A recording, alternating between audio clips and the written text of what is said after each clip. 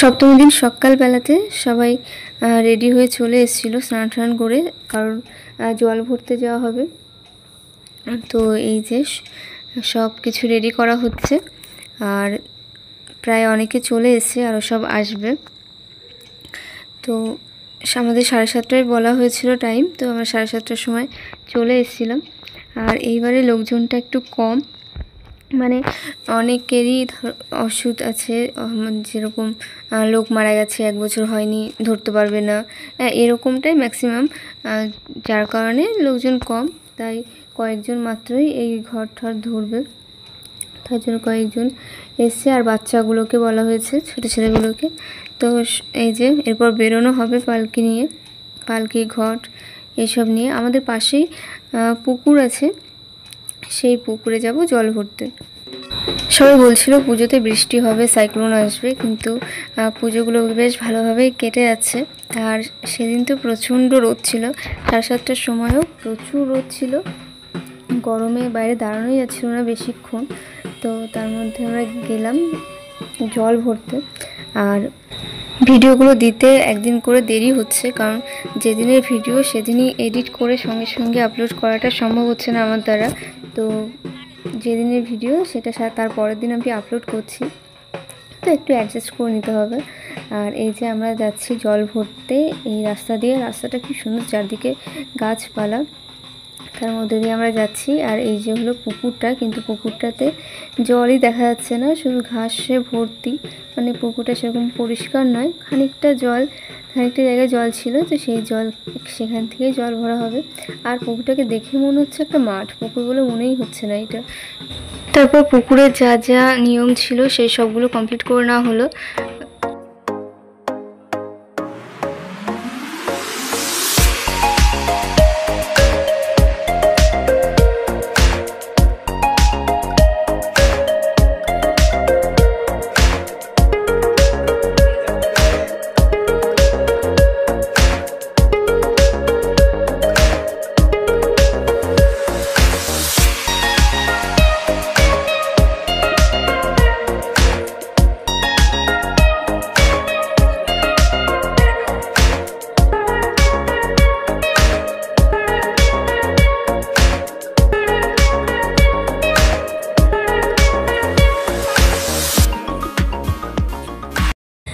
পুকুরটার এখানে এতটাই রোদ ছিল, এত গরম লাগছিল যে আমরা ছাওয়ায় এসে দাঁড়িয়েছিলাম।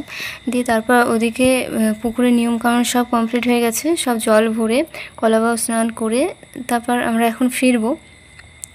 আর তখন ওই 8টা 8:30 এরকম বাজে, আর প্রচণ্ড রোদ, গরম, মানে দাঁড়ানোই যাচ্ছিলো না, এত গরম লাগছিল। দিয়ে আমরা সবাই মিলে এই ছাওয়ায় দাঁড়িয়েছিলাম।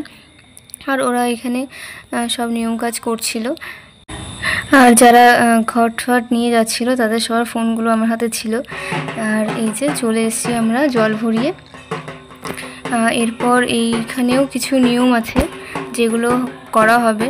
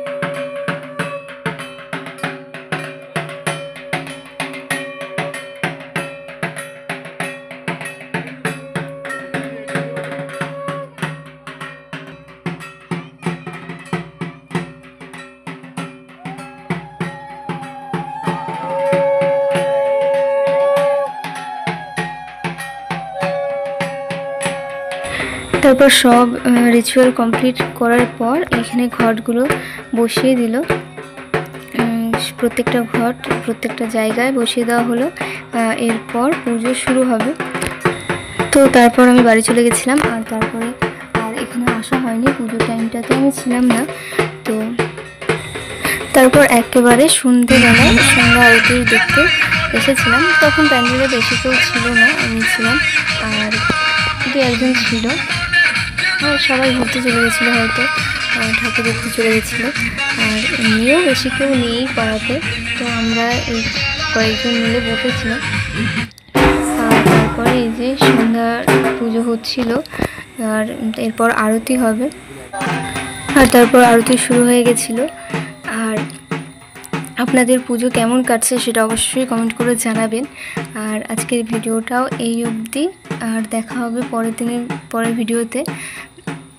আর আমাদের এইখানকার পুজো এরকমই নর্মালি। আপনাদের ওইখানকার পুজো কেমন হচ্ছে, আপনারা পুজো কেমন কাটাচ্ছেন সেটা অবশ্যই জানাবেন। আর ভিডিওগুলো ভালো লাগলে অবশ্যই লাইক করে দেবেন আর সাবস্ক্রাইব করে পাশে থাকবেন আরও অন্যান্য ভিডিও দেখার জন্য। তো আজকে এই অবধি, টাটা।